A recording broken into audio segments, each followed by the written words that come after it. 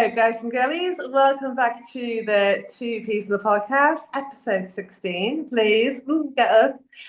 Thank you for coming back. We hope that you are all well. Introductions first, as always. My name is Katie, and I'm based over here in the UK. Lovely to meet you and lovely to have you here with us. And my co-host, my gorgeous partner in crime, is... Hi, my name is Jessica. I'm based over here in the US of A, as usual. As usual, yes, that doesn't change at the moment. We are where we are, but my ride or die, my partner in crime for life. So we have another fantastic episode for you today, I'm sure, and another good conversation. So the topic, Jess, that you picked for us today is... We are going to talk about aliens, extraterrestrials, to be specific. That's my drum roll, by the way. Just like that. Yeah. If you like it, I love it. You know what I mean? It was. I picked this topic because, as you know, I've had a lot of encounters in my life with alien sightings, UFO sightings. So I really wanted to talk about this, and we kept bringing it up in podcasts anyways. So we figured, why not just go ahead and delve into this? So what we're going to kind of do throughout this episode is, of course, we're going to share our own stories, but then also stories from other people. Katie is going to share some stories based over in the UK, and I'm going to share some stuff that I found over here. So it should be lots of fun. It should be, absolutely. I mean, the stereotypical thing, I would say growing up, in 43 at the time of recording this, is that, not to say that the UK doesn't have any stories or experiences, clearly, but it does tend to be, so we hear anyway, all this, you know, the news and the media. America seems to be a hotspot for alien activity, and we can make jokes about that and we can speculate about why that is. It seems to have a lot of alien encounters and UFOs and all of that, right? Yeah, I think that because first of all, we have some spots that are notorious for that, like Area 51, Roswell, Phoenix Lights, places like that. So I think that kind of helps. But also, I mean, whether we like it or not, America does have a lot of influence and power in the world and the ability to make decisions that impact the rest of the world. And one of the reasons why I think aliens even visit us in the first place is because they're monitoring our activity. They're monitoring what we're doing and how we're advancing things and evolving. And I think that they want to, kind of like the rest of the world, know what America is up to, basically. What is our next move? What are we thinking? What's going through our brains when we make the decisions that we make? Well, yes, absolutely. I know one of my favorite shows when I was a teenager was The X-Files. We used to get it on BBC Two over here in the 90s, and I was supposed to be asleep, and I would have it on my TV in my room, and I'd watch it really quietly because I felt like it was kind of almost naughty for me to watch because I wasn't really old enough. But it was, I mean, it wasn't just aliens, of course, but that was always the thing. The truth is out there. So yeah, it's fact, of course, and one of the things that led to this conversation was the whole starseed thing, right? About how people's souls and energy is from different galaxies and different planetary systems. So there's a lot of information here for sure. Yeah, I think that starseeds could probably be its own podcast in general. But I do believe that souls incarnated on other planets first, and then they've come here to have experiences. I don't believe that a soul necessarily belongs to any particular planet or system or whatever, but I do think that we can incarnate on different systems or different planets. And I think that starseeds have a mission while we're here, you know? Yeah. And just to recap really quickly for people who are watching, they're like, starseeds. Basically, it's a person that feels like they don't belong here. They don't feel like they fit in with Earth. They don't feel like they fit in with their body. They might feel like a deep calling inside, like they have a mission. There's something more that they're meant to do while they're here. They could definitely be attracted to certain alien lore. Like for me, for instance, I'm very drawn into the Pleiadians.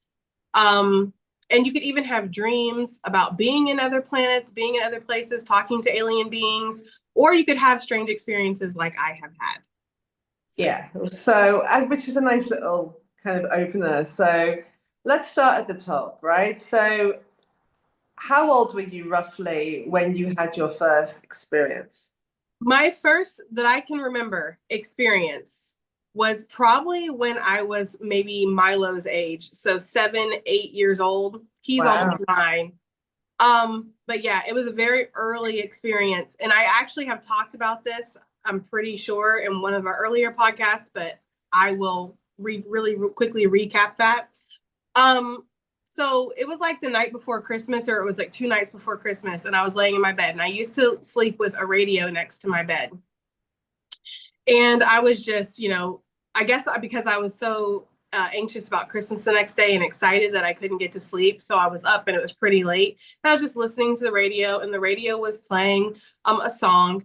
And all of a sudden it did like this weird, like static, like out. And all of a sudden this very robotic voice came through, and it said, "We are watching over you and we will always watch over you." And Wow. it said something to the liking of, "You're protected, you're safe, and you can continue forward," or something like that. And then it went back to the song that it was playing.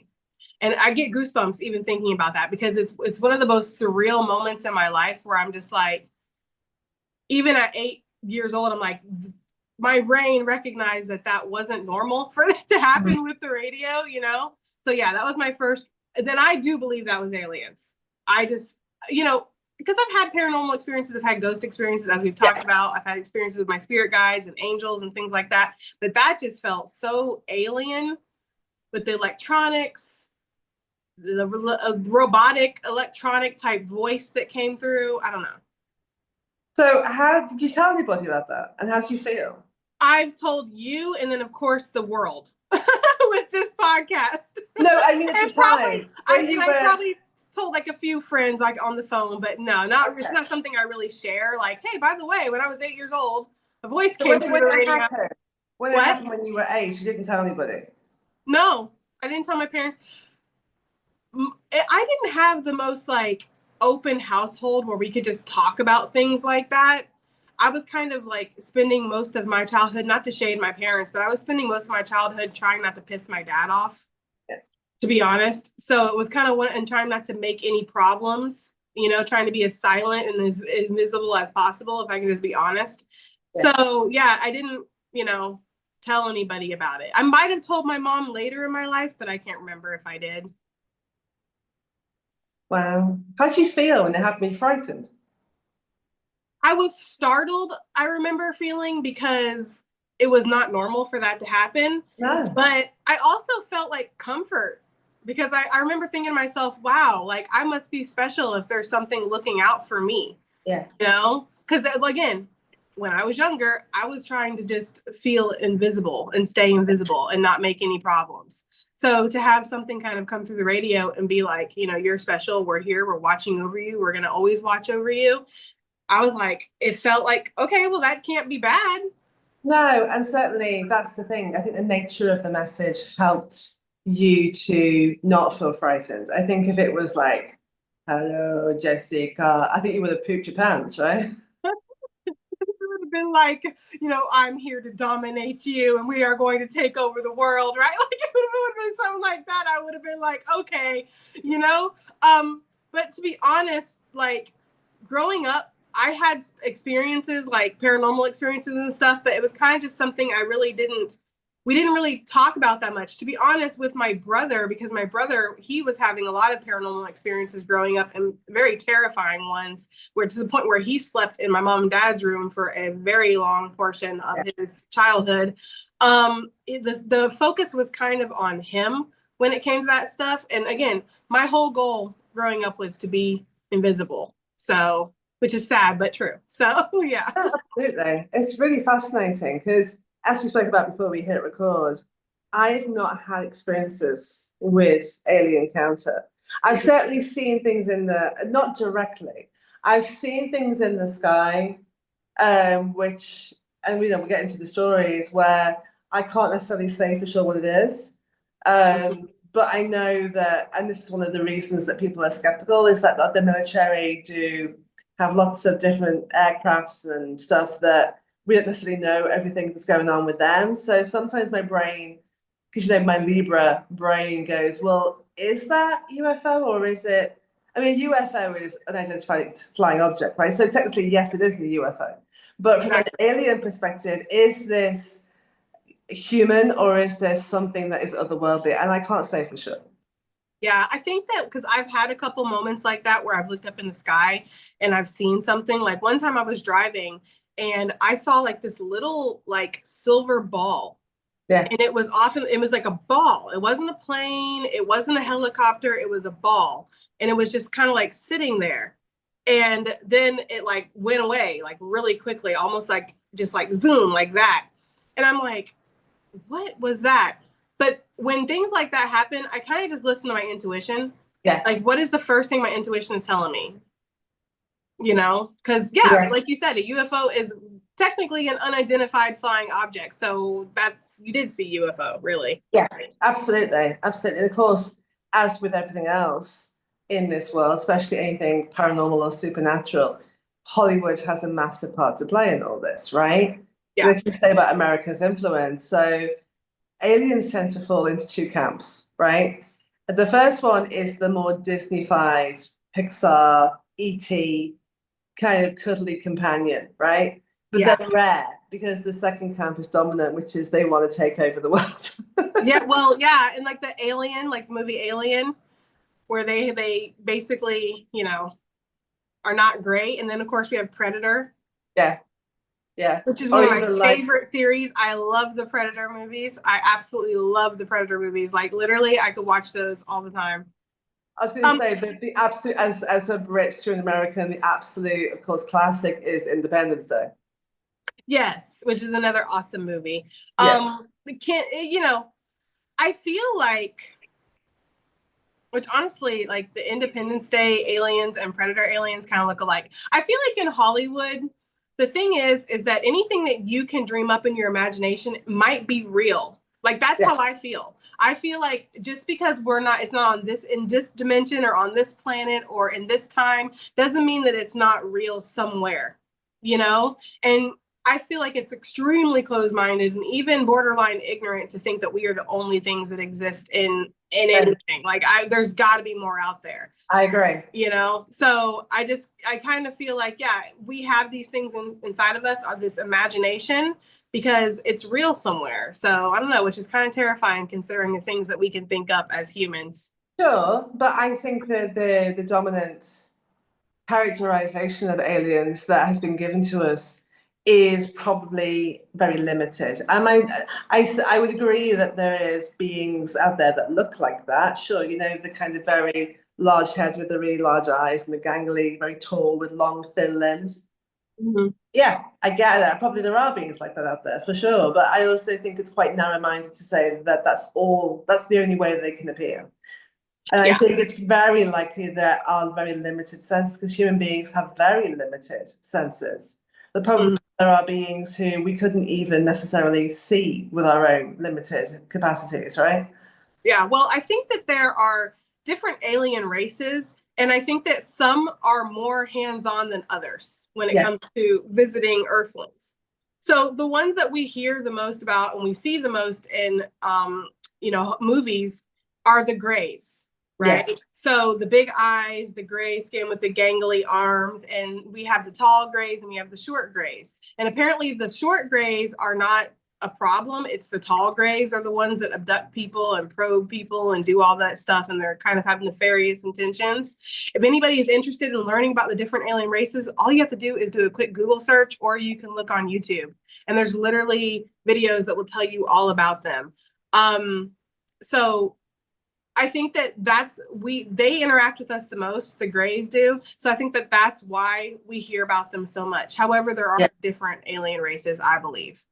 Absolutely. And of course, before we get onto the statistics, which are fascinating, because one of them is that they're already here. You know, we mentioned Area 51 and Roswell, and there is a belief that the human race and the way that certain things were developed and built, there had to be something extraterrestrial in hand. Of course, the most common belief is that the pyramids could not have been built by human beings alone because we didn't have the technology to build them, and the way they're set up with the planetary systems, and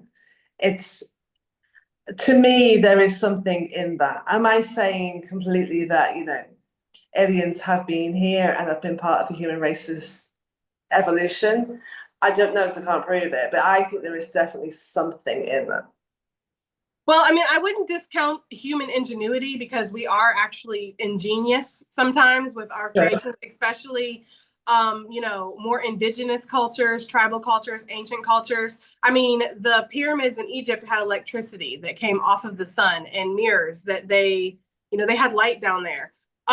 One of the things about Egypt, though, because I fully believe that there are aliens in Egypt, if you look at some of their drawings, they have UFOs in the sky. Yeah. They have them. And so it's kind of very interesting to me. Of course, I think that with a human advancement, because the question that would be asked next was, okay, well, if they felt safe talking to the ancients, why don't they feel safe talking to us, right, in our modern? And I feel like that's because we have a different technology now. It's not the same as like what's going on in Egypt stays in Egypt because there's no technology. There's not anybody to take a picture real quick and then put it on the web and then everybody sees it.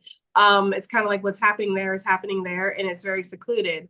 And also we have bigger weapons now. Yes. If you watch the movie Independence Day, where they're talking about, literally, they say on the news, please do not fire your weapons at the spacecrafts in the sky. And that is the most realistic part of that movie, because that would be, somebody be like, America, into the sky, I promise that would be happening, or shooting fireworks at it or whatever. So yeah, I feel like aliens are smarter than us. I hate to say that, but I'm sorry. I feel like they are.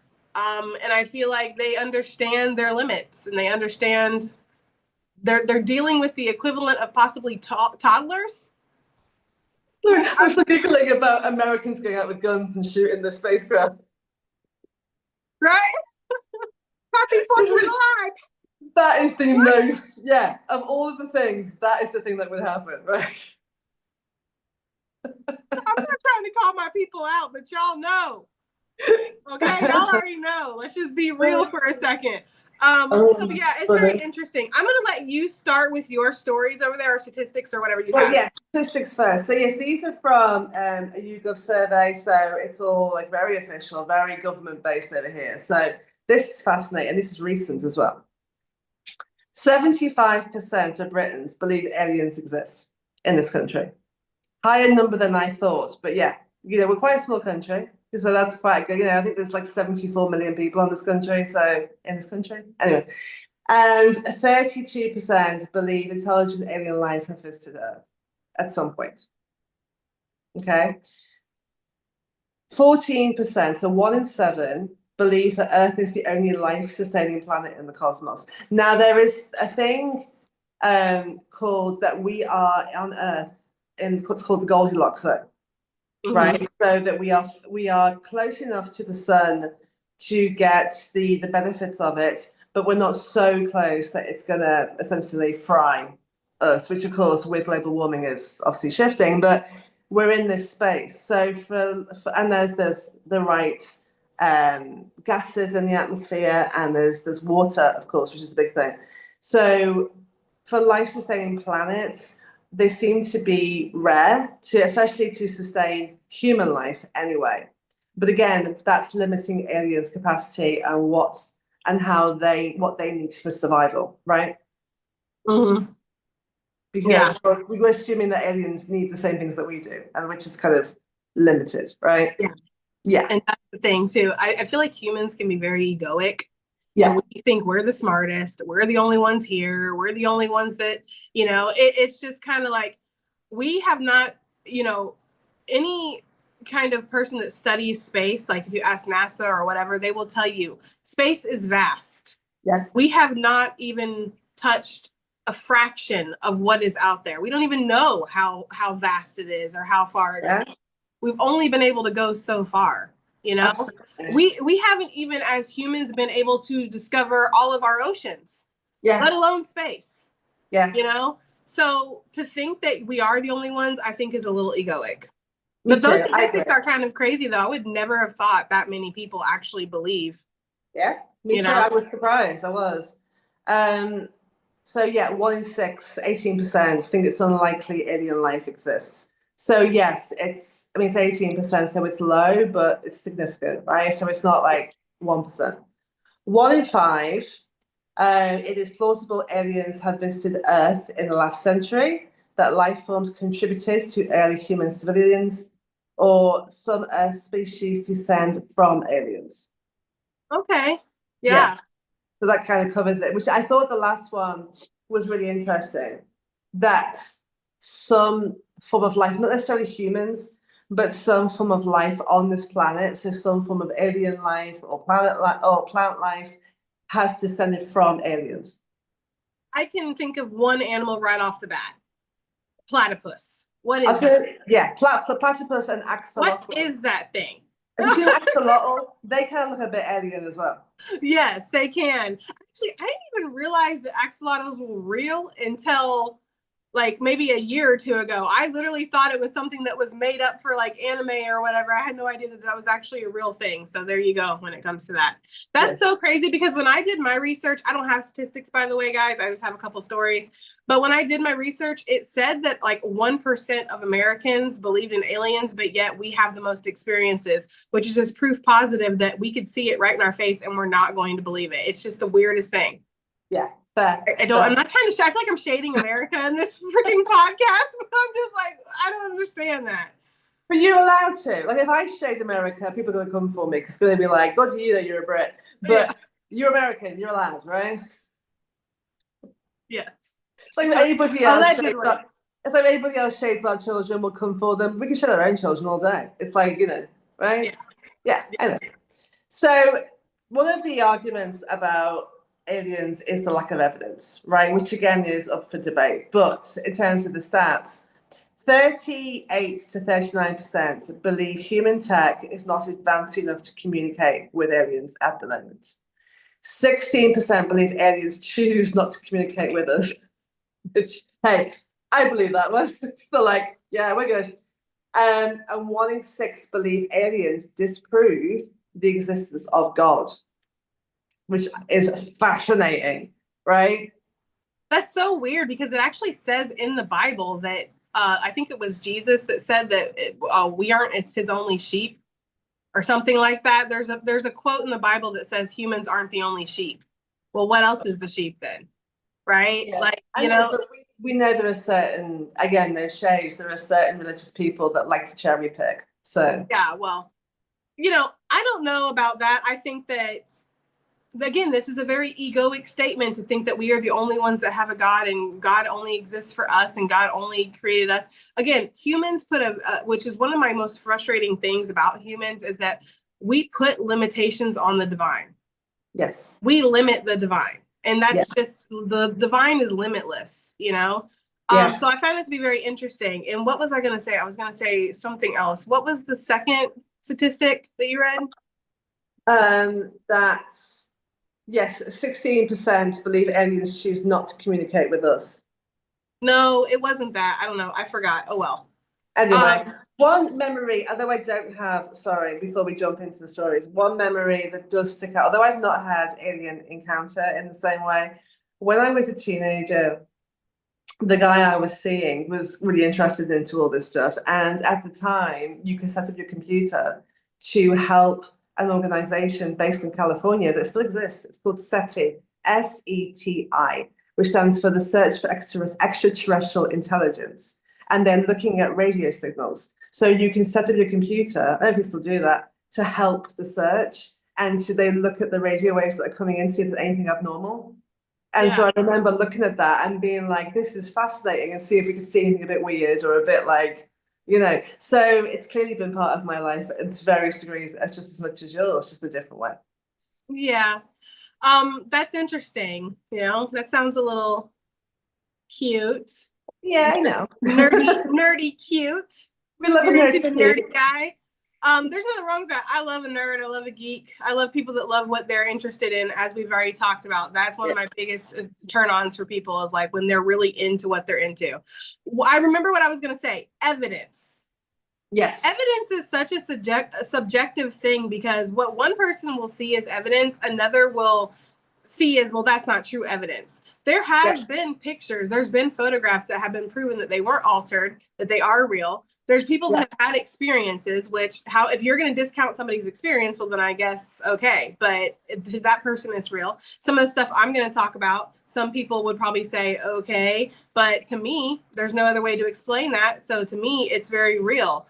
So evidence, I would say that there has been evidence that there's aliens. In fact, I think our government came out and said that there are aliens. It just got swept under with a whole bunch of stuff that was going on. There's always something going on. It's hard to keep up. No, but they said that this year. They said that there was aliens, and the whole American population just seemed to go, because there was so much going on at that time. It was like it was on my bingo card. It's fine. Like, there's so much going on at any given moment, especially in this country, that it's like, aliens, who gives a crap? I need to worry about my egg prices. Like, if they're not going to help with my groceries coming down or my rent being cheaper, I don't give a fuck about aliens. Okay, like that's, we have real things to worry about. I feel like that's where Americans' heads are at with that. Okay, do you want to go to your stories, or you want me to go do some and then you do some? Yeah, you can go. And do you want me to talk about my stories, or do you want me to read one of the two stories? Whatever you want to do, Sweet Pea, I'm happy. Okay, I think that people listening probably want to hear about my stories. Let's just be real. Okay, so I've had quite a few things. So I made a list of just some of the most significant things. One night I went camping with a lovely gentleman, and we were sitting out there, and it was a nice, cold, crisp night, and we were sitting around the campfire, and we were just talking and looking up in the sky. And I kept noticing that there was like it was like a long strip of lights that was very sedentary. Like, it wasn't like, because, over time the stars move through the sky, right? Yeah. This was staying there because we monitored to it, like, for a couple hours. We kept looking up at it. It was still there. It was a long strip of lights that were blinking, and one light would blink, and then the one light on the other side would blink, and then there would be blinks like in like patterns and stuff.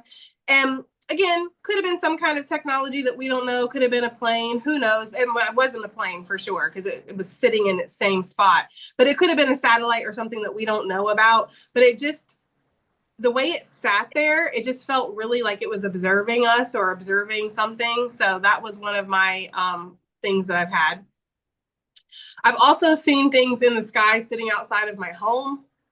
Sitting there, they show up every single night, and they sit there, lights in the sky. Again, the same type of look where it's like a long strip, and it has lights that blink on either side, and then it has like little patterns, like blink, blink, blink, blink, blink, blink, blink, blink, blink, like that. It's weird, like it's like patterns or something.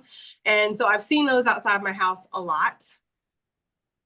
I did talk about the dream that I had last time, but I'll recap really quickly. I had a really, really realistic dream where I was in like a field, and it was sitting on a boulder, and there was like tall, like golden grass that almost looked like wheat or something that was around me. And the sky was like purple, and there were two moons off in the distance.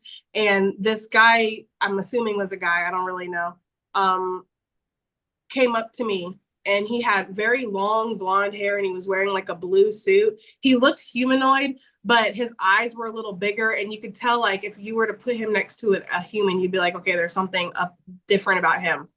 Yeah. But he basically just wanted to know about my mission and if I was okay and all of that stuff. And that was a very realistic dream that I'll never forget. And I do think that was actually a Pleiadian, because I see visions of them sometimes.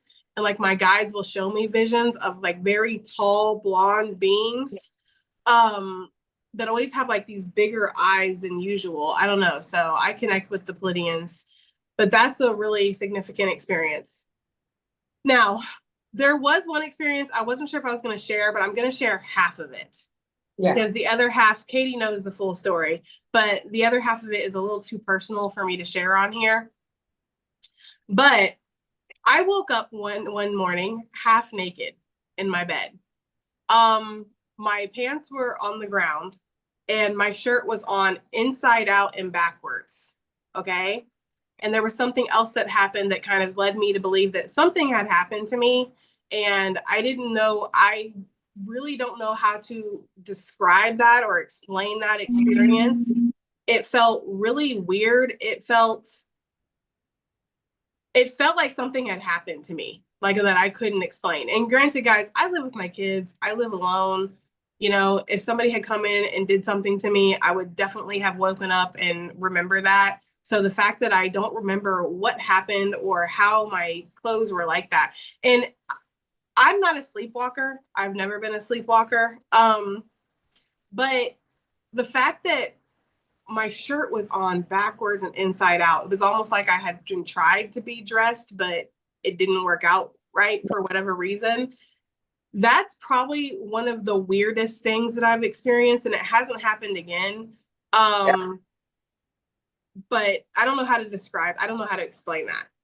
I remember when it happened because I remember your messages, and we were desperately trying to find an explanation because you Yeah. and I, yes, we're both spiritual, yes, we're both open-minded, but we're also logical people. We don't just jump to the spiritual, do we? You know, we try and kind of go, well, but we couldn't find one. We Yeah. tried, Lord knows, but there just seemed to be like it was so weird and it was so out of the ordinary. There would seem to be no rational, logical reason why it would be like that. It was the weirdest thing. Yeah, and I think a lot of people would be like, okay, so you just maybe you undressed yourself in the middle of the night and you don't remember. That would actually be a very valid, like reasonable thing, if not for the second part, which I'm not Yeah, going to describe. The yeah, second part was what really disturbed us and what yeah, we were really like, okay, something has clearly happened here. yeah, So yeah, I don't know. So, you know, they talk about aliens like breeding programs, and they talk about how like they'll get us pregnant, they want to create hybrid beings and stuff like that. And there have been times in my life where I've missed a period and I thought I felt pregnant or like something was up with me, and then the next month I'll have my period or something. It's just the weirdest thing. I don't really know. You know, I don't know how I feel about that. I don't know if I believe necessarily, but I just can say that a woman, a person knows their body, yes, and so they know when something's not right or it's been messed with in a certain type of way or whatever. My yeah. last experience, because there's so many in my life, guys, it's hard for me to just narrow them down, but I'm giving you just the most significant one. The last one I wrote down is the scoop marks. Yes, Katie knows because she's seen the yes, pictures. And yes. actually, if you ever meet me in person, I have a scoop mark that is right here that appeared out of nowhere on top of my eyebrow. And I get goosebumps when I say that. And I know that that mark wasn't there because I used to be fanatical about makeup, as Katie knows. Like I used to wear a full face glamazon all the time. So I knew every inch of my face. And one morning I woke up and there was a scoop mark. And I remember being very devastated because I remember feeling like if you're going to take, like, you know, I don't know what they would call samples, Yeah, whatever, from my body or whatever. Can you please leave my face alone? Like I remember feeling very violated and upset that they had done that to my face because it's a very indented like scoop. Like it's like a scoop of my skin has been taken out and it's right there. I also have one right here on my wrist that I woke up with and I showed Katie that. I'm sure there's been other ones, but I have so many scars from cooking and over the years, you kind of just forget about them, to be honest. But this is the most significant one because I look at it every day now and I cannot explain where part of my skin went yeah, overnight. yeah. And Because it that was is something like, that a lot of people will talk about. and just to clarify, anybody watching this, there was no bruising, there was no blood, it wasn't like she scratched herself or she like there was just literally looks like a tiny little scoop or shovel has come and took a little bit of your skin and it's left a pot mark on your face. Yeah, but it's like a deep, like indentation of like Yeah, literally like if you had like a tiny little spoon and you went and you scooped out of like an ice cream bowl, that little indent that would be left over there, that's what it is. And it's just scarred over. yeah, There was no redness. It doesn't hurt. None of them do. Like the one that I have on my wrist, it doesn't hurt. It just showed up. yeah, And I don't know. But it got me when that happened, it got me kind of looking because I've woken up with marks and bruises and felt very tired and woken up with like my legs feeling like I had ran all night or that my legs have been put in a position that was unnatural for a long amount of time. I've woken up feeling like that. Um, but the scoop mark really got me researching, and apparently that is very common for people who have had abduction like concerns, like they've been abducted, is they will wake up with scoop marks, and you can look them up online and you will see. And what you're seeing online when you look up scoop marks is exactly what I have right above my eyebrow. It's the craziest thing. Which kind of makes you question the ethical nature of what's taking us. Sure. Some people say that we agree to it. We don't remember, obviously, but that we agree to be part of their experiments, or we agree to be. I don't know how I feel about that, because in my rational state, in my conscious state, I'm like, I'm kind of good on that. So it makes me feel like I don't really agree to it. Or maybe they have mind control and they can make me go, but I don't actually mean it. I don't really know, guys. I just know that I've had these experiences and I can't really explain them. And for me, the biggest, besides the waking up half naked and then the other part of that happened, the scoop marks are the real physical evidence I have that something happens to me sometimes while I sleep. Yes, I agree. It's crazy. It's crazy. And I've been witness to it all. And I can verify and vouch for her. She's not making this stuff up. This is the weirdest thing. It's really, really odd. And I don't know. And I haven't, besides this one that showed up, I don't know, this was very recent that it showed up. I think while I was in this house, I wrote you about this one. Yeah. But other than that, I don't really notice. And to be honest, I've heard from a lot of abductees that they take it from the back or even the butt. They take the marks. So you don't really see that area too much. So you don't notice it. But yeah, I don't know. I don't know. It's very odd. Yeah, and all of it is. That's the whole thing. This whole conversation, and there are going to be people, I suppose, who watch this who are skeptical and cynical. And again, like anything else, that's fine. We're just presenting our beliefs and our experiences. And, I'm sure if you want to have a rational, logical explanation on what's happening, then awesome. But that doesn't change, like Jess said, what's normal for her and what she's noticed. And there's something weird there. I mean, every single thing that I've said, I can see somebody discounting that besides the scoop mark. Yeah. Because like I said, I studied my face daily because I did makeup every single day. So I would have noticed that. I noticed it immediately the next morning when I woke up. Absolutely. So, yeah.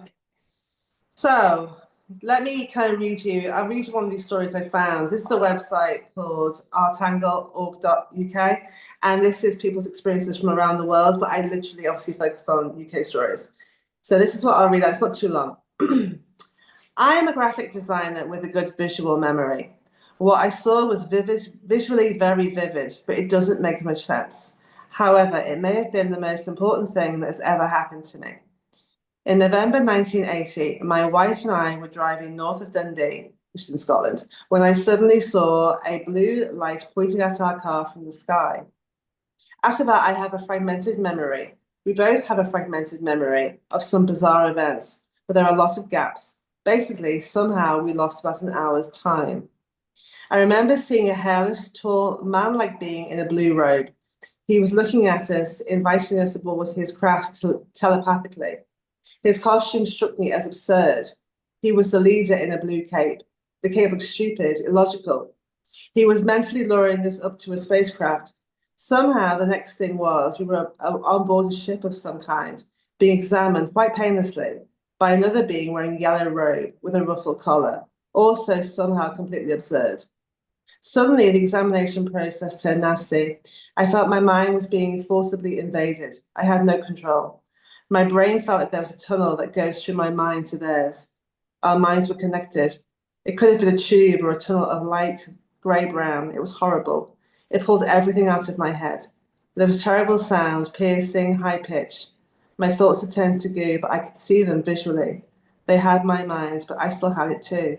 That it seemed as though I was okay again, but I felt completely different mentally. I can't explain this, but there's more to it than anyone knows. There's more to life, more to the world. There's more to everything than anyone knows. More dimensions, things coexisting. There are many more than 3 dimensions. Everywhere, it all works together. Everything coexists. I still can't explain all these thoughts, where they come from, and so on. Wow. So I picked that because it's got things in it that seem to be consistent, right? Yeah. So people lose time. That's a consistent part of any alien encounter. People just lose hours or even like days and can't remember. Yeah.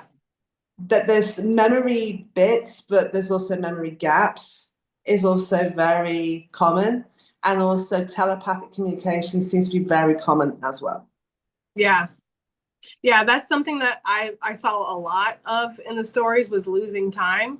Yeah. And also telepathic communication. And also what you said about him or whoever it was taking their thoughts, like taking their what's in their mind and they could feel the connection. That's actually quite common too. My first reaction off of that story is this person writing this seems very rational. Yeah. They seem very matter of fact. And my lie detector doesn't pick up anything. Like, yeah. You know, because some of the stories I read, I'm like, you cap it. You know? I know. I have, I've read some of them and I'm like, well, even I'm going, well, that could be rationally explained away. It's a bit of a leap. But with things like this, I agree. This guy, because it is a man, I thought he seems really like grounded and logical and rational. And so it's more believable to me anyway. Yeah, no, for sure. I'm going to read one of mine and then you can read. Yeah. Because I only have two. How many do you have? Two. There you go. Awesome. Okay. So this is by a gentleman as well, and he is from the United States. He says, I can't say for sure what happened that night, but here's what I know. I was driving home from the weekend from school at Indiana University. It takes me about 2 hours to get home, and I left Bloomington around 10 p.m. At exactly 10:53, I am on a rural stretch of two-lane highway I take home, and I notice what appears to be flashing lights behind me. I thought, great, I'm getting pulled over. So I turn on to the next country road about a quarter of a mile where I noticed the lights. And as the car came to a stop, I start to open my glove box and get out my registration and proof of insurance. The lights suddenly disappeared and no car drove past. Now here's where the story takes a turn for the weird. And I'm sure you guys will think that I'm making it all up, but it really doesn't seem to be straight out of a UFO typical movie. The electronics in my car started to go haywire. The radio was randomly changing stations, and all the while the volume kept going up and down, while the dome light in the headlights started to flicker on and off. This was at 10:56 p.m. I started to think to myself that the battery must be failing or else I have a short somewhere. So I leaned down to pop the hood so I could take a look. And that is the last thing I remember doing. The next thing I know, I open my eyes and I see nothing but the night sky full of bright stars. It was a cold night and seemed to be like I had never seen the stars that bright in my life. I sat up and I looked around and saw absolutely nothing at all. I was in the middle of a field surrounded by corn stalks left over from a recent harvest. As I started to come to my senses, I started to freak out. Where am I? What has happened? Why am I in this field? Where's my car? When I got to the nearest intersection, he started walking, obviously. When he got to the nearest intersection, he looked at the signs, which read 350 north and 50 west. And I was a half a mile from my car, which was just right off of the main road. I started to walk towards the headlights that I could see on the main road. And I can't say how long it took, but it took about 15 minutes. When I got to the car, my car was completely dead. The battery had died. And I looked at my phone that was in the passenger seat, and it was 2:17 a.m. Over 3 hours had passed since I turned off of the side road and the flashing lights behind me. I remember sitting in my car completely dumbfounded and wondering what had happened. After about a half hour of just sitting there, I suddenly remembered that my battery was dead, so I got on the phone and called AAA. I still can't explain that night and what happened, but I know that I lost time. And yeah, that's pretty much the story. Wow. Again, another common theme there that electronics seem to be affected, right? That's also a common trope in all of these, that somehow they have the power to make the electronics go a little bit haywire or a bit weird, right? Yeah. And that was what was interesting to me, is that, of course, the time gap. Yeah. And also that he woke up in the middle of a cornfield a half mile away from his car, which to me was very reminiscent of what had happened with me with my clothes. It's a carelessness. It's not like they're trying to put us back in the exact same spot where we're like, okay, well, maybe I passed out or had a seizure or something happened. It's like, no, there's a carelessness with my clothes and I'm half naked and my clothes are on backwards. Who cares? Just throw her back in bed. And then him just drop them off wherever. It doesn't matter. Like it's I don't know. There was something about that felt very similar. Yeah, I agree. And again, it feels weirdly credible. Yeah. right? He seems very rational. He's not trying to make excuses. He's not embellishing. It's just a very much, this is what I experienced. And I don't know what it was. Yeah, yeah. Okay, well, the other one I've got is a woman from the UK. I'm a college lecturer, and as I don't want to commit social suicide, I'll not give my name. It was late November last year, and I just got home from college. It was already dusk, and as my mother prepared to draw the curtains, she drew my attention to something she could see in the darkening sky. I looked out through the window and saw this extraordinary craft just hanging there, low in the sky, motionless and completely silent. It was huge. I mean, it must have been about 100 feet long. It was cylindrically shaped, sorry, but rounded at the ends. There were portholes along its entire length, and I could see figures in silver suits moving about inside. I couldn't believe what I was seeing. I wanted to cry out, but I couldn't. I mean, I literally could not speak or move. Neither of us could. It was just as if we'd been paralyzed. We just stood there watching this thing as it glided slowly across the sky. And suddenly it was gone. It's not just move off at tremendous speed, I'm certain of that. It just vanished into thin air. And another strange thing was that we seemed to be watching it for only a few minutes or so. And yet when I looked at my watch afterwards, I found a whole hour had gone by. Wow. That's crazy that she thought it was just a couple minutes and then it was like a whole hour. Yeah. So again, you've got that loss of time, but rather than direct, abduction or it's the UFO, right? Which Mhm. like it was slightly different, but it's that thing of witness, right? So it wasn't just her, her mother was there as well. They both saw it, they both experienced the same thing. Mhm. The absolute size of it, like, because we tend to think of like something, although it's significant, they don't seem to be huge, but that's a Right. big old craft, right? Yeah. And it's crazy too because it makes me feel like there's obviously some kind of memory erasing going on here.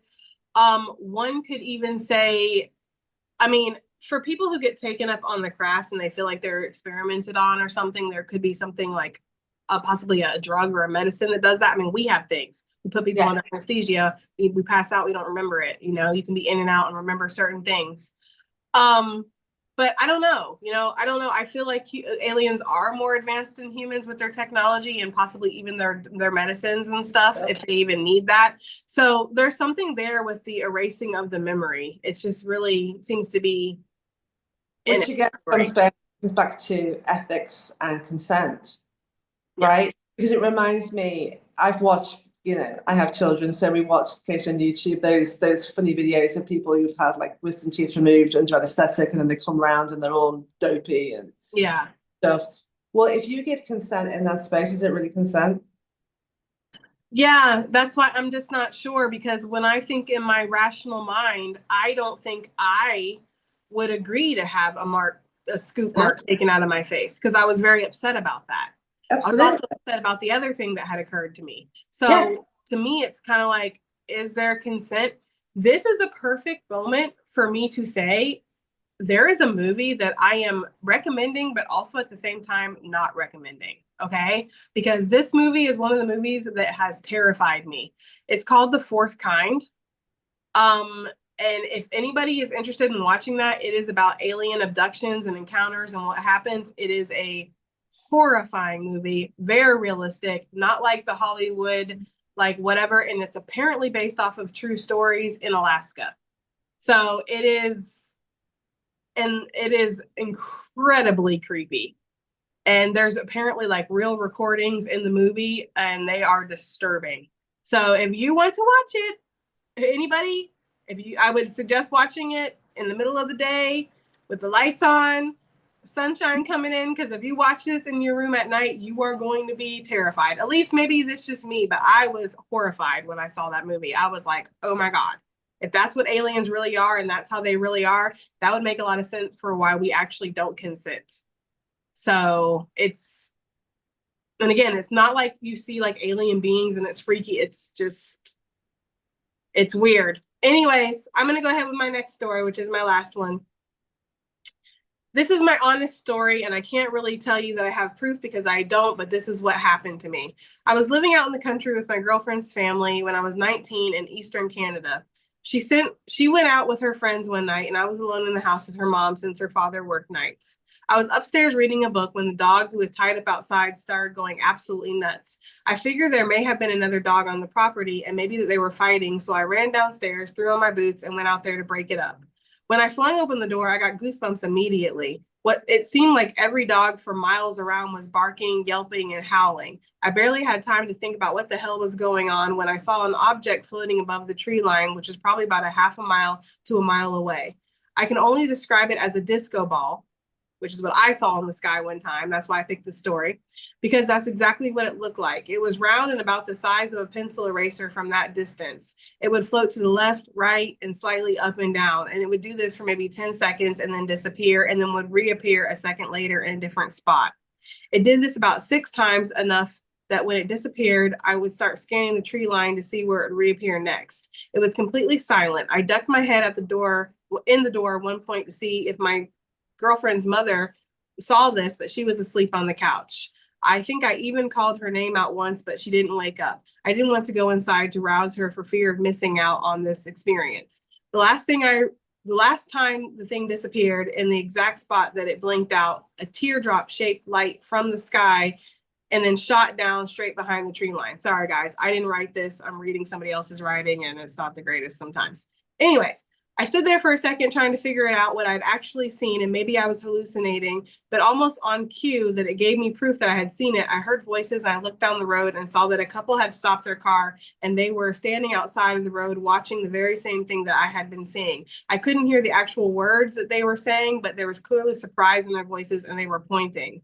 I thought about going down the road to talk to them, but it was quite a ways off and I was in my pajamas and I really didn't know how I felt about the whole situation. That's about it. That was the coolest UFO story that I have. So interesting. And again, the reason I picked this story was because the disco ball thing I had actually seen in the sky at one point. It was like, he said it was a disco ball. I just saw a silver ball in the sky that was moving here and doing this. And that was what I had seen. And you've also got similarities with my story that I just said about that. It didn't necessarily just like zip off. We go like if you watch it in the movies, it goes and it's gone. Yeah. It disappears. It's like, disappear. At least to our senses, right? It doesn't mean that it has disappeared, but we perceive it has. Yeah. Well, if you watch the movie Signs, which is another great alien movie, those aliens had cloaks. And how they were able to discover that was like birds would fly into the craft and fly into nothing and then drop straight down. So maybe there's a cloaking thing there. Maybe there's invisibility. I don't know. But I just find that how people on different parts of the planets and even with my experiences, how they can be so similar is, I don't know. It's very fascinating. It is. And that's the thing, that website that I was looking at, I mean, it had stories. I mean, and now obviously we picked the ones from our countries because that's, kind of relevant.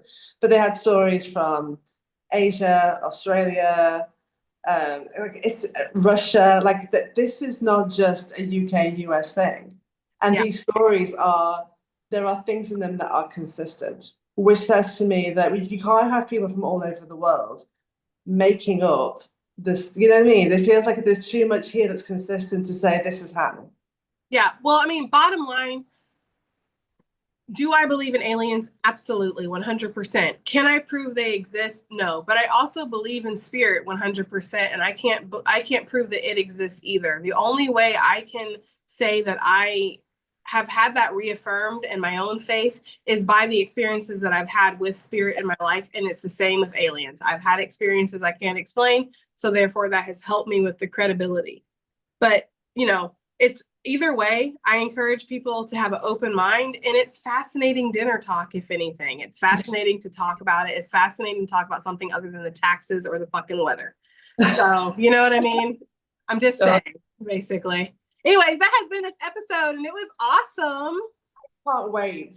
This is like, I'm more like, please come in the comments and tell us your experiences, because I know that people have had more experience. It's not just you. I know there are people out there. So if you've seen weird things or you've experienced weird things, please let us know, because that's the tea that I live for. Yeah, it's going to be fascinating. I have some errands to run, but I'll have this up at some point today. I promise I'll get it up today.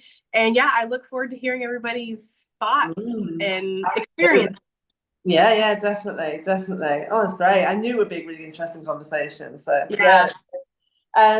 I have an idea for the next episode. We're doing this at the moment. We used to kind of talk about it off. Now we're just kind of throwing them at each other. It's cool. I like it. Figure It's it a out. bit of a different take because we've been very focused on spiritual and the supernatural, as it were, for a while. I want to talk about imposter syndrome Okay. because I'm down for that. we both know that one very, very well. So I think it'd be interesting to get into how it's showed up for us and what we try and do about it and all that stuff. Great. We got to be vulnerable next week. Yay! But at least I give you plenty of warning, so it's fine. All right. Oh, well, look, guys, look, as ever, thank you for watching this episode. We hope that you found it as fascinating and interesting as we did. And like we said, please come in the comments and let us know your thoughts and experiences. We love to read them. And yeah, just thank you for being here. We really appreciate you guys. You guys are the best, truly. Yep. Love y'all. Bye. Love you. See you next one. Bye.